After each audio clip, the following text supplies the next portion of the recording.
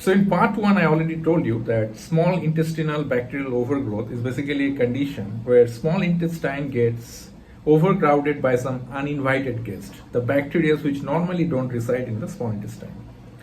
They overgrow there. That's why this condition is called small intestinal bacterial overgrowth. In this session, what I will try to understand that why conditions like diabetes mellitus, scleroderma, jejunal diverticulosis, and other conditions that potentiate the presence of small intestinal bacterial overgrowth. So to understand that, to appreciate that, you need to understand 4 principles, which I would go one by one.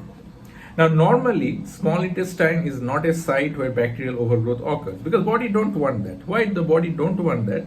Because if they grow there, then small intestine is also the key site for absorption. So obviously, these bacteria could act as a competitor. They could steal the nutrients from us. They could create a problem and for proper absorption in the small intestine. So the body don't allow that. If the bacteria grow, they usually grow in the large intestine where usually the absorption of key nutrients don't occur there. They only usually the water gets absorbed in the large intestine. If you understand this principle, the 4 principles which I'm going to explain, I think it will be very clear that why the small intestinal bacterial overgrowth occurs. So small intestine, they don't allow the bacterial overgrowth by 4 mechanisms. The number 1 mechanism is this, that the transit time in the small intestine is much faster compared to the large intestine. That means in large intestine, the food goes at a much slower speed, but in small intestine goes at a higher speed. Why? Because body wants that these bacteria don't stay there. So the transit time is much rapid, much faster in the small intestine. Secondly, in the small intestine, we also get pancreatic enzymes and biles, which has antibactericidal property. They act against the bacteria. Plus, small intestine, there is a Peyer's patch there. You know, in the ileum, there is a Peyer's patch there. Peyer's patch means lymphoid tissues, typically in the submucosa of the small intestine, particularly in the ileum.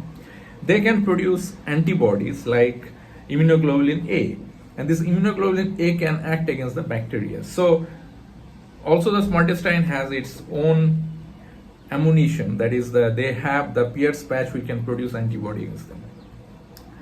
Then small intestine is immediately after the stomach, and you know the stomach has a hostile environment for the bacterial growth. The stomach pH is very, very low. So normally the bacteria cannot come easily from the stomach to the small intestine also. So these are the various ways the body normally they don't allow the bacteria to grow in the small intestine. What are the ways? I'm repeating it again. Number 1, the transit time is faster. There's a rapid transit time in the small intestine. Number 2, that small intestine, they have Peyer's patch, which is an important part of the immune system, which can produce immunoglobulin A against the bacteria. Small intestine, there is also getting pancreatic enzymes and bile, which can act against the bacteria. Small intestine, immediately after the stomach, and the stomach has a very high acidic pH, it's very close to 1, and in that kind of hostile environment, bacteria cannot grow. So obviously, very few bacteria can come from stomach to intestine in that way. So all these things, they are not allowing the bacteria to overgrow in the small intestine normally. And why they are not allowing? Because small intestine is the key site for absorption of the key nutrients. That is the carbohydrate, lipid, fat, and vitamins. So body don't allow that place gets overcrowded with bacteria to cause problem by stealing the nutrients or the causing problem in the absorption. Now, if you understand this, it's very easy to understand why certain conditions that develop small intestine bacterial overgrowth. It can occur, mechanism number 1, if there is any problem in the sluggish intestinal motility. That means if the motility of the small intestine becomes sluggish, then the bacteria gets more time to spend in the small intestine, and that can potentiate or cause this disorder, intestinal bacterial overgrowth. For example, diabetes mellitus.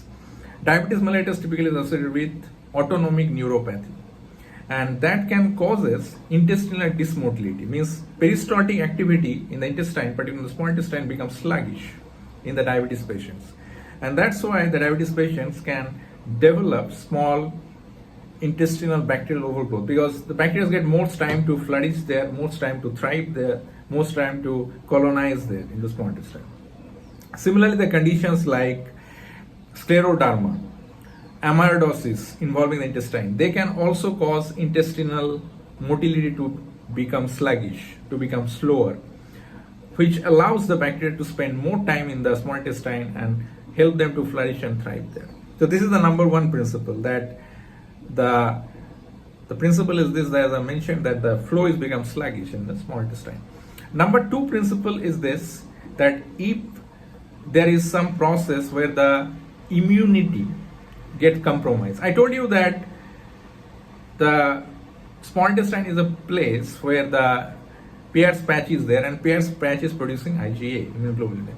But if there is any deficiency of immunoglobulin A is there, like selective IgA deficiency or common variable immunodeficiency, where the immunoglobulin production gets hampered, that could also accentuate the presence of bacteria. Thirdly, so this is the second one, some problem in the immunity. Third one, if there is any problem in acid production by the stomach. Let's say somebody is taking proton pump inhibitor, you are taking proton pump inhibitors, PPIs, this omeprazole, rabeprazole, all these drugs. So they can cause you decreased acid secretion from the stomach. So obviously in that kind of environment, stomach also bacteria get opportunity to flourish there. And from the stomach, those bacteria can come into the small intestine and they can also thrive in that kind of environment. Because they're bypassing that acidic getaway in the stomach, because there's less acid secretion. So drugs like proton pump inhibitors, if they are used for longer period of time, that can also act as a risk factor for the development of the small intestinal bacterial overgrowth, SIBO, or small bowel bacterial overgrowth, SBBBO. Also, if there is any problem in the anatomical, or better to say structural problem in the small intestine, let's say there is a diverticulosis in the jejunum diverticulosis. This kind of structural defect allows a place for the bacteria to hide. So they get a hideout and they can safely flourish and thrive in that hideouts. So obviously anatomical defects or structural defects which creates a secret place for the bacteria to grow, that can also act as a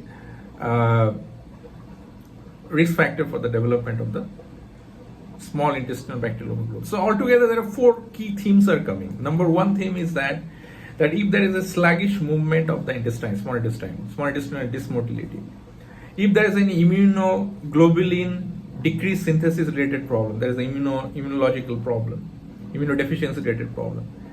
Third, if there is a condition where there is a decreased acid secretion is occurring. And fourth is that if there is a dysmotility, that is if there is any problem where there is an anatomical defect or structural defect is there. This four actually things explains this. Now next thing is that if there are too much bacteria there and they are coming, this would also can be connected to the clinical manifestation. What they would do, they would start to ferment. Those bacteria would attack the food and they would start to ferment the food. And as a result of fermentation, too much gas would be produced, which would be causing this bloating. Plus also these bacteria can damage the small intestinal mucosa, and that can hamper the absorption of the food. The food should stay there, get fermented. That could result in this messed up thing, could result in the diarrhea, because the food is not getting absorbed, but as well they are staying there and getting fermented by the bacteria. And obviously as these bacteria can start stealing or utilizing the nutrients from the food which is there, so obviously the nutrients could not get absorbed properly in the small intestine, also because the small intestine mucosa gets hampered. So all these things that can also result in malabsorption of the food in this condition. So malabsorption, bloating and diarrhea, these are the key manifestations of this disorder. I'll continue this on the next session with the other features of the small intestinal bacterial overgrowth. Thank you.